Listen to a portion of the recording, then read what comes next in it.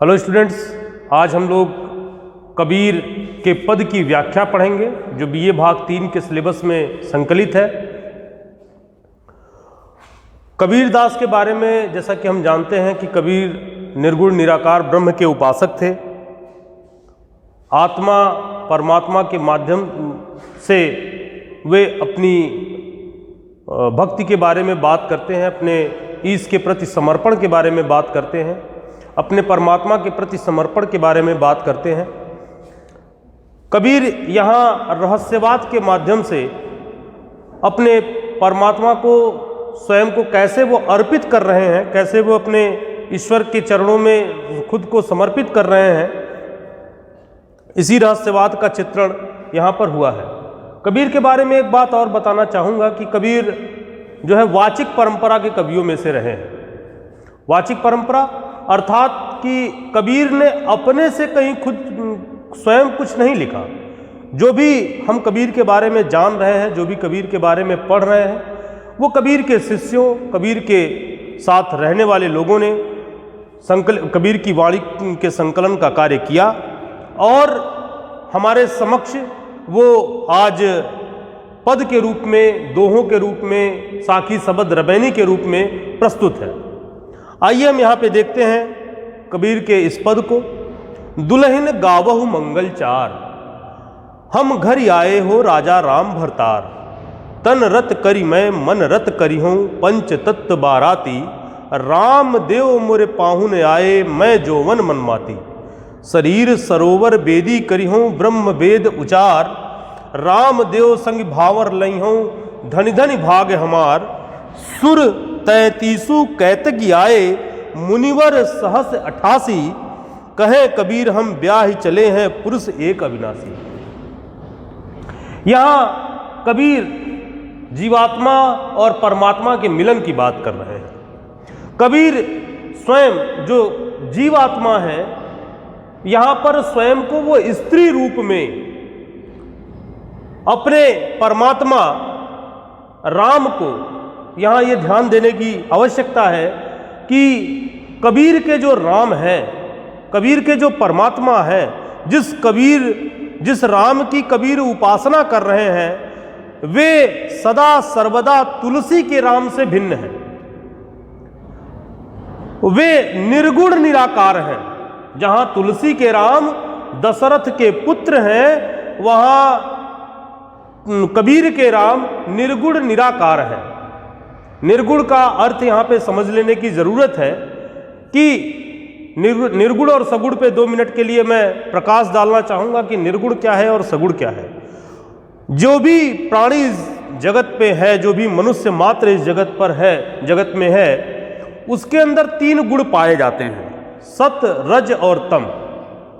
तो जो इन तीनों गुणों को धारण करता है वो सगुण है। जैसे हम मनुष्य हैं, हम में ये तीनों गुण पाए जाते हैं, सत, रज और तम। कबीर के जो राम हैं वो त्रिगुणातीत हैं, वो तीनों गुणों से परे हैं। वहीं तुलसी के राम जो हैं वो सगुण हैं, अर्थात सत, रज और तम तीनों गुण उनमें विद्यमान हैं। तो यहाँ हमें ये ध्यान देने की जरूरत है कि कबीर के राम, यहाँ पे राम का जिक्र आया है, राम देव मोरे पाहुन आए। तो यहाँ पे जो राम है वो त्रिगुणातीत हैं, वो तीनों गुणों से परे हैं, उन्हें वो तीनों गुण स्पर्श कर करके भी नहीं गए हैं। तो यहाँ पर वो जीवात्माओं से कह रहे हैं, वो स्त्री रूपी जीवात्माओं से कह रहे हैं कि दुल्हन गावहु मंगल चार। हे जीवात्माओं, मंगल गान करो। किस बात का मंगल गान? कि हम घर आए हो राजा राम भरतार। कि हमारे घर कौन आया है? राजा राम भरतार। भरतार शब्द जो भरण पोषण करता हो, इसी से हमारे लोक में एक शब्द प्रचलित है भतार। पति के संदर्भ में जिस शब्द को कहा जाता है, उसी का अपभ्रंश, इसी शब्द का अपभ्रंश है कि कह रहे हैं कि हम घर आए, हमारे घर आए हैं राजा राम भरतार। हमारे पति, हमारे स्वामी, हमारे परमात्मा, हमारे ईश्वर हमारे घर पधारे हैं। आगे तन रत करी मैं मन रति करी हूं। और वो कह रहे हैं कि मैं अपने शरीर और मन, तन रति कर और मैं मन रति करी हूं। कह रहे कि मैं तन और मन दोनों से समर्पित हूं।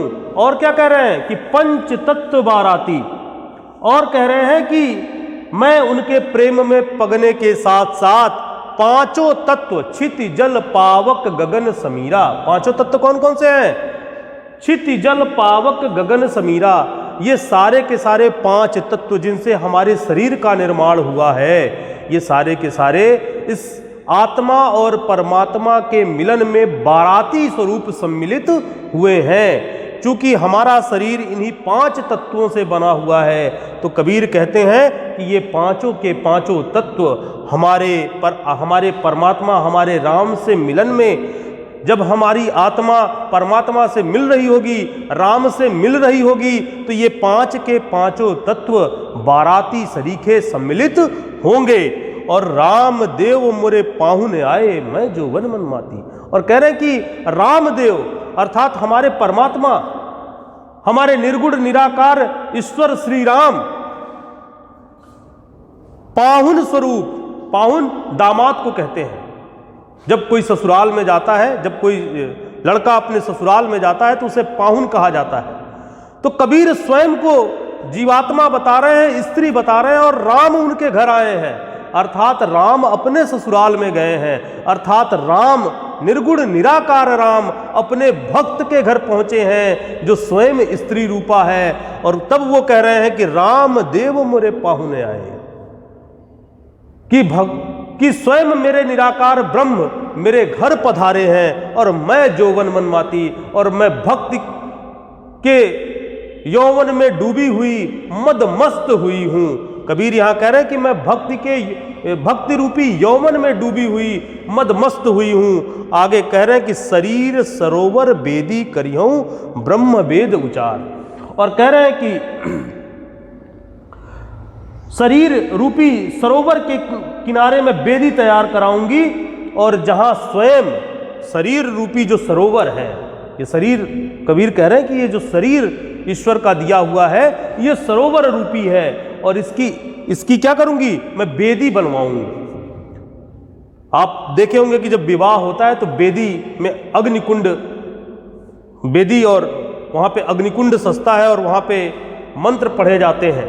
तो कबीर कह रहे हैं कि शरीर रूपी सरोवर को मैं बेदी स्वरूप बनाऊंगा, और ब्रह्म वेद उचार, और स्वयं ब्रह्मा वेदों के मंत्रों का उच्चारण करेंगे, और रामदेव संग भावर लई हूं धन धन भाग हमार। और जब इस जीवात्मा का, इस कबीर रूपी जीवात्मा का राम रूपी परमात्मा के संग मिलन होगा, अर्थात मैं भावर लूंगी, सप्तपदी पढ़ी जाएगी, 7 फेरे लूंगी, अग्नि का भावर लूंगी, परिक्रमा करूंगी, तो धन धन भाग हमार, अर्थात कि हमारे भाग्य के वारे न्यारे हो जाएंगे। अर्थात मैं अपने आप को सौभाग्यशाली समझूंगा जब वो परमात्मा मुझे अपने शरण में ले लेगा। और सुर तैतीसु कैतिक आए, कह रहे कि सुर तैतीसु कैतिक अर्थात 33 कैतिक अर्थात करोड़, सुर मतलब देवता, तो सुर 33 कैतिक आए। कह रहे कि 33 करोड़ देवी देवता आएंगे, और मुनिवर सहस्र 88, और 88,000 मुनि इसके साक्षी बनेंगे जब मैं रामदेव के संग भावर लूंगी। कबीर कह रहे हैं कि जब मेरी जीवात्मा परमात्मा राम के साथ, निर्गुण निराकार ब्रह्म राम के साथ अग्नि के फेरे लेगी, तो 33 करोड़ देवता और 88,000 मुनि क्या करेंगे, उसके साक्षी होंगे। और कहे कबीर ब्याह चले हैं पुरुष एक अविनाशी। और कबीर फिर यहां कह रहे हैं, कहे कबीर हम ब्याह चले हैं। और कबीर कह रहे हैं अपने भक्ति में मदमस्त होकर के कह रहे हैं, अपने भक्ति में उन्मत्त होकर कह रहे हैं, अपने श्री राम, अपने निर्गुण निराकार ब्रह्म के मिलन के उपलक्ष्य में भक्ति में डूबे मदमस्त हुए बोल रहे हैं, कहे कबीर हम ब्याह चले हैं। हम तो ब्याह चले हैं किसे, परम पिता परमात्मा को, उस दिव्य ज्योति को, जिसके हम अंश हैं, जिससे हमारा निर्माण हुआ है, जिससे इस जीवात्मा का निर्माण हुआ है, ब्याह ही चले हैं, उससे मिले ही नहीं हैं, ब्याह चले हैं, अर्थात जन्म जन्मांतर के बंधनों से मुक्त होकर उसके शरणों में समा गए हैं। और पुरुष एक अविनाशी, एक ऐसे अविनाशी से जिसका विनाश न हो सके, अविनाश अर्थात जिसका विनाश संभव ही ना हो, अर्थात जो परम पिता हो, जो परमात्मा हो, उससे हम मिल लिए हैं, उससे हम संयुक्त हो चले हैं। ये तो हमारी व्याख्या हो गई। इसके बाद जब इसे परीक्षा में लिखेंगे तो 2-3 चीजों का ध्यान रखना जरूरी है। पहले तो संदर्भ की फला पद, हमारी पाठ्य पुस्तक जिससे लिया गया हो उस पुस्तक का नाम।